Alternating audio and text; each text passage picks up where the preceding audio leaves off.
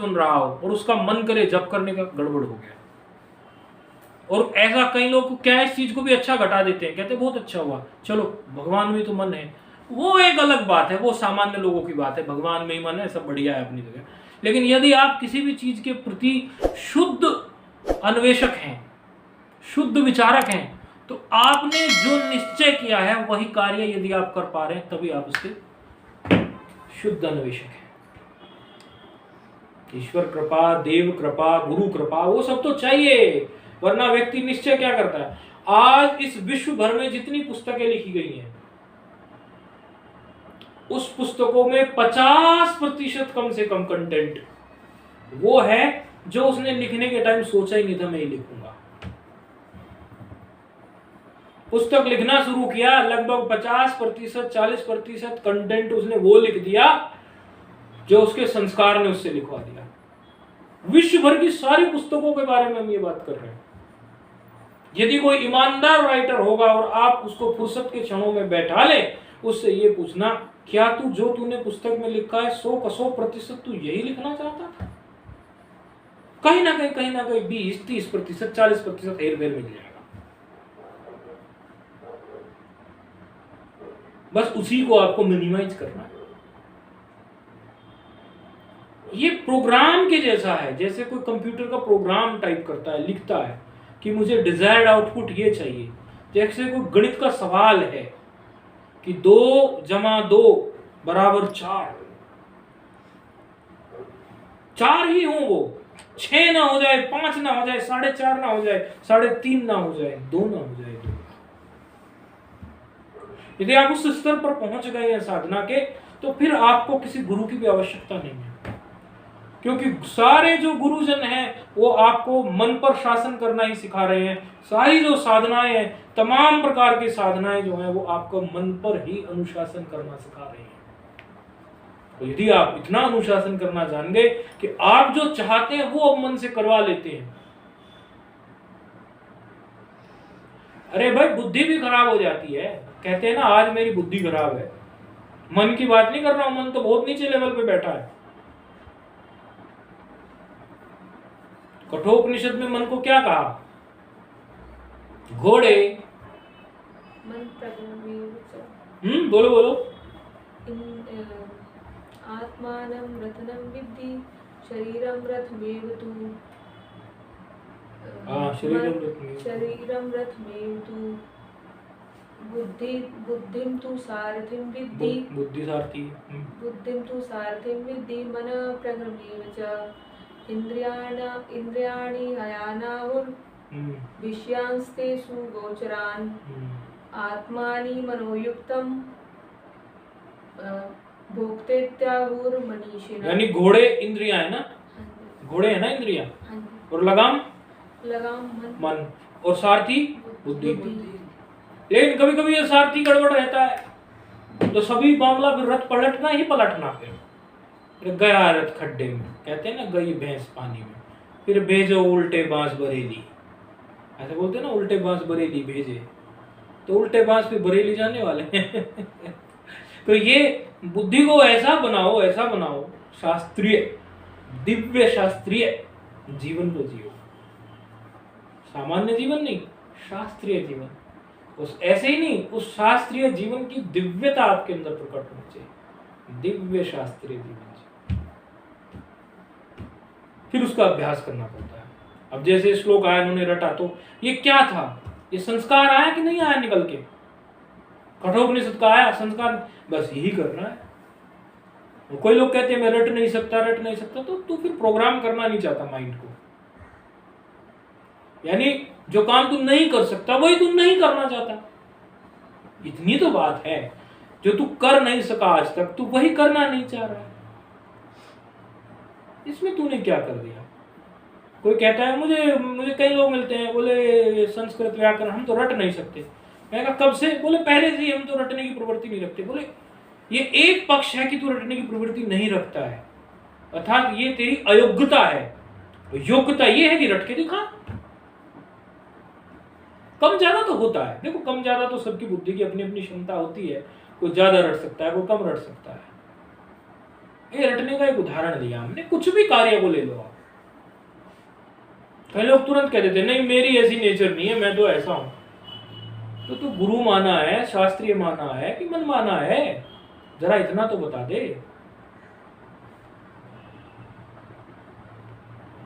मन चला मत बन, दिल चला मत बन भाई, दिल जला मत बन, मन चला मत बन। पिक्चर वाले कहते हैं ना मन चले पिक्चर का नाम है, दिल जले पिक्चर का नाम है।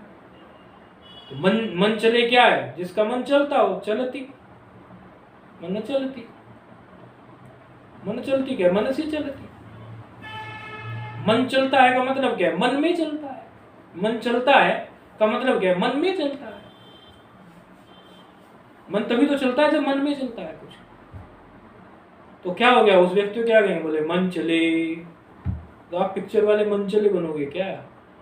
और किसी को देख के ईर्ष्या हो रही है या कोई परेशानी खड़ी हो रही है तो आप बन गए दिल जले। तो ना दिल जले बनो ना मन चले बनो।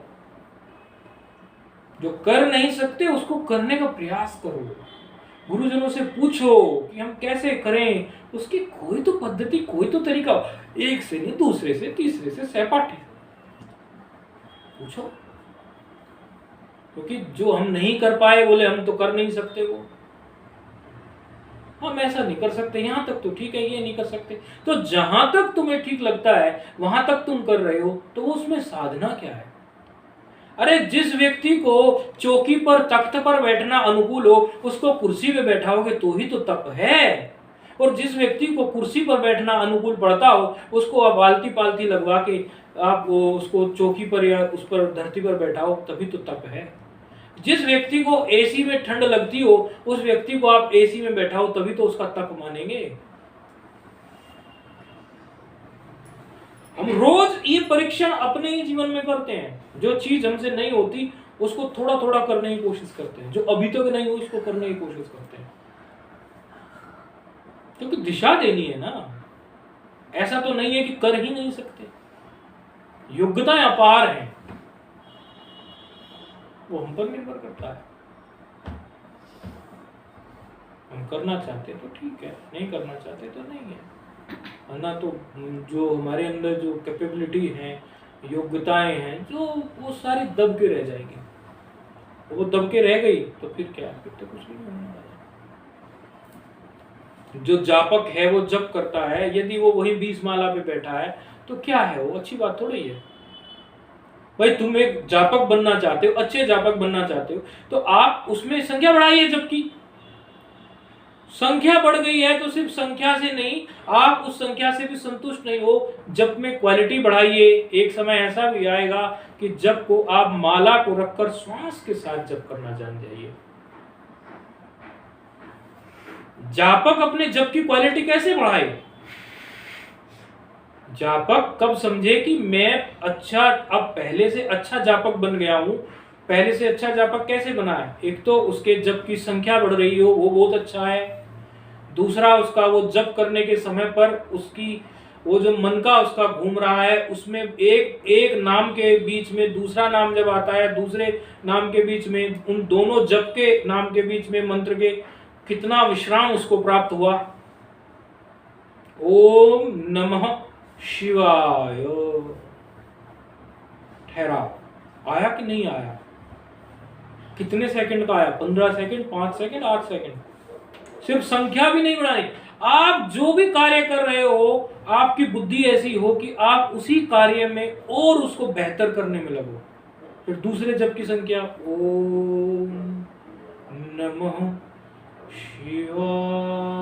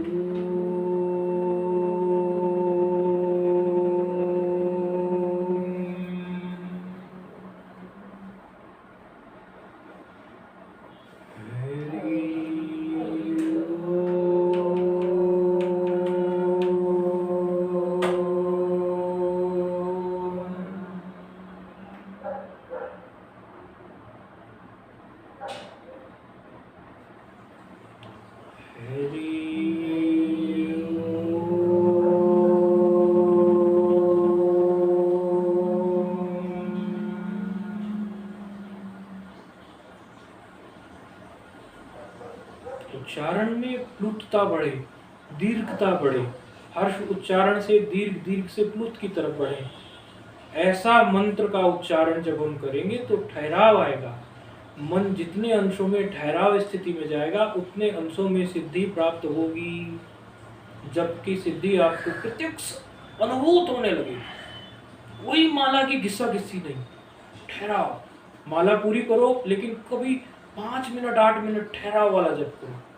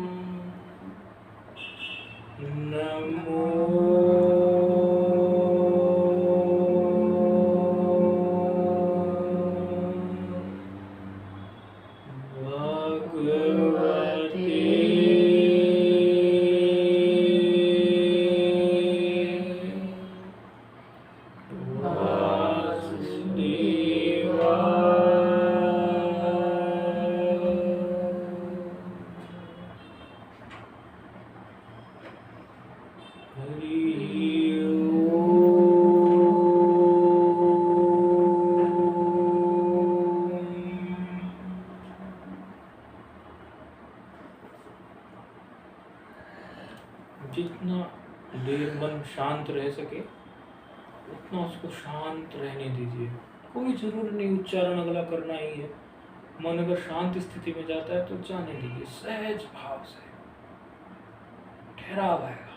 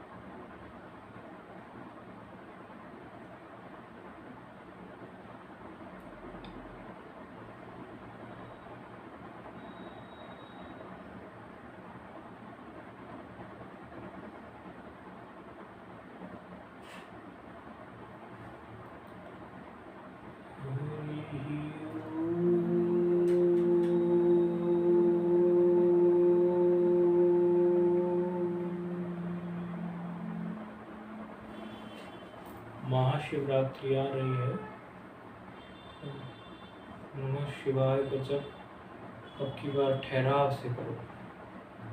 रात्रि जागरण करो तो निद्रा तंद्रा भी नहीं घेरेगी, ठहराव से करो। ओम नमः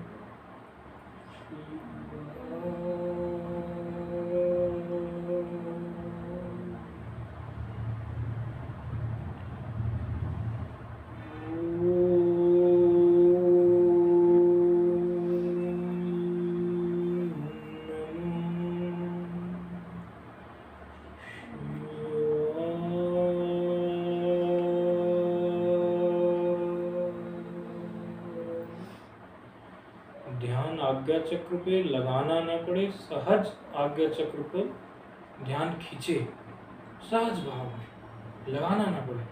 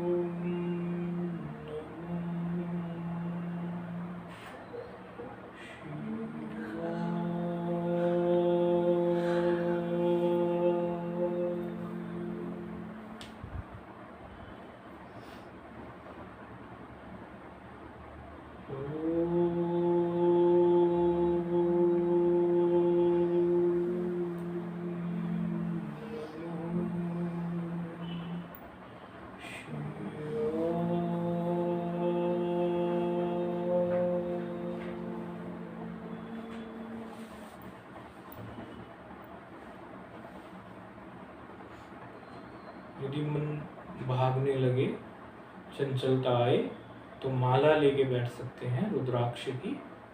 पंचमुखी रुद्राक्ष प्राय नकली नहीं मिलता बाजार में, बाकी रुद्राक्ष का आग्रह रखोगे तो वो नकली मिलने के चांसेस हैं।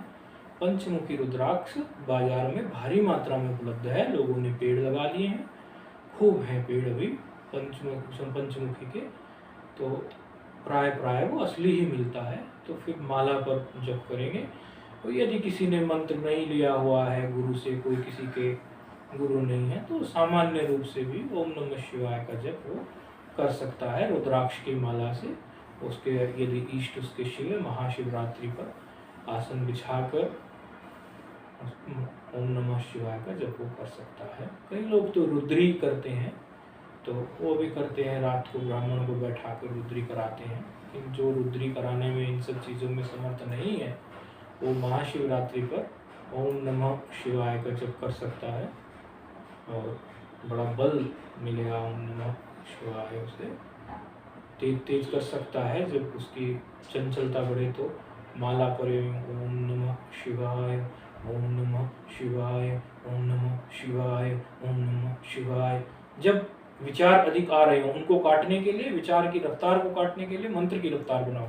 ओम नमः शिवाय, ओम नमः शिवाय, ओम नमः शिवाय, ओम नमः शिवाय, ओम नमः शिवाय, ओम नमः शिवाय, ओम नमः शिवाय। फिर मन शांत होने लगे तो फिर वहीं आ जाओ।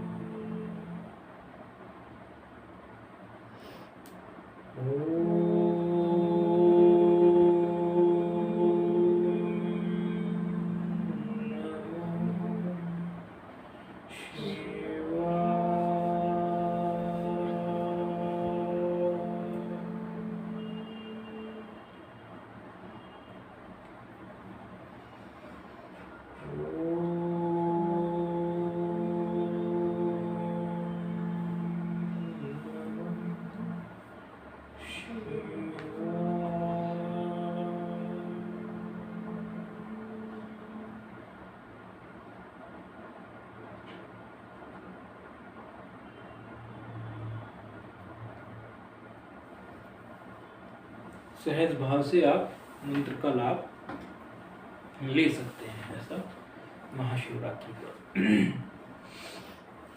अब किसी को कोई दूसरे विषय से संबंधित कोई प्रश्न हो, कई लोग कह रहे थे व्याकरण संबंधी कोई प्रश्न हो, यदि हो तो पूछ सकते हैं, या तो फिर भी पूछ सकते हैं। संबंध नहीं होगा तो फिर कभी पूछ सकते हैं। ओम पूर्णमदः पूर्णमिदं पूर्णात् पूर्णमुदच्यते पूर्णस्य पूर्णमादाय पूर्णमेवावशिष्यते। ओम शांति शांति शांति।